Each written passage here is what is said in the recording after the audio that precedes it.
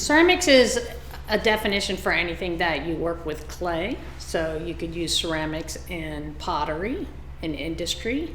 So ceramics is a material, and it's a natural material that is dug out of the ground, and it is used in lots of different places, including it's the outside of the space shuttle. I was hired in 1997, so 27 years ago. And when I came here, there was only 22 people in the ceramic studio, and most of them were non-traditional students in the community. And there was no working kilns at all. So my first thing that I did was fix all the electric kilns. They had 4 electric kilns. And we built a gas kiln outside. We took down an old gas kiln and we rebuilt it. So I just slowly, in the first year, was mainly just getting the studio up and running. And now there's over 67 people in ceramics, and we have a new building. The building is 3 years old now. Owen Hall is renovated. It has changed a lot, and it's grown a lot in the 27 years I've been here. Well, the Anagama is a large kiln, a wood kiln, and what that means is that it is not fired with gas or electricity. It is actually fueled by throwing wood in there. We're one of the only schools I know of that has one right outside the back door of the studio. And Ana means one chamber, and we actually have another chamber on the back side. So we have one chamber, so it's like 2 kilns in one, and the back chamber is a soda chamber. So after we throw wood in for 3 days, the kiln reaches temperature, and then we shut off the front chamber and we start in the back chamber. And when that kiln reaches temperature, which is about 2,300 degrees Fahrenheit, we introduce soda into the kiln, and the soda fumes and glazes the pots.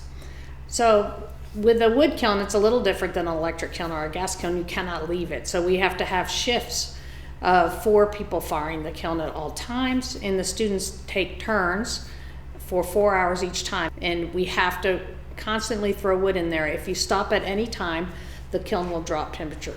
This is a traditional firing. This is the first firing that they had. And it started in Korea, and it moved to China and Japan, and then finally to the United States. I have a studio that I work at school, and at school I usually just throw pottery, which is using the potter's wheel and making functional pots. And I usually do that to help students and just to make some pots. At home, I usually work on my sculptures, which are large-scale sculptures, anywhere from 2 feet to 8 feet in size, and they come apart in multiple parts. So I work on those at home, where I have more time to go down and work on them and more time to concentrate. If you were working in a studio by yourself, there's not really a whole lot of ideas that come to you, if you were just out in the world. But because you're around so many people and you're not alone, and you have like a whole bunch of ideas flowing around the studio, and everybody's there to help you and stuff like that.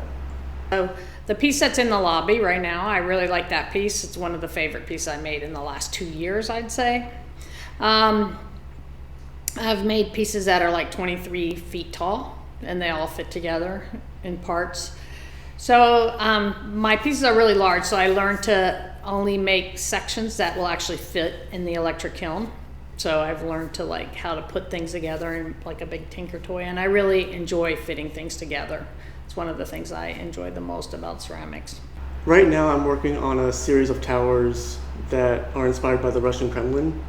They're not finished yet, but they're stacked forms, which means I would throw one form and then I would stack it on top of another, and it would just keep getting taller and taller. And one of them is astrology inspired, so I made like little zodiac signs and put them on the surface of it. But it's not done yet. That would be my favorite piece right now. The ceramics department really helped me with my time management skills. Time management is like one of the most important things in ceramics, making sure that you get your pieces in the kiln on time and in time for the projects. Because it's not like painting or drawing, where you can just sit there and just draw and it'll be done. Ceramics takes a lot more time and planning. Okay, I have a lot of different alumni that are in my 27 years, and I have alumni that are full professors at different universities. I have one of them, Hunter Stamps, who built our original Anagama kiln, is a full professor at the University of Kentucky in Lexington. In the River Arts District, I have several potters that are students that have graduated, and they have several studios in the River Arts District. I also have student that has a shop on Haywood Street in West Asheville. I also have a student that has a big kiln complex out in Marshall.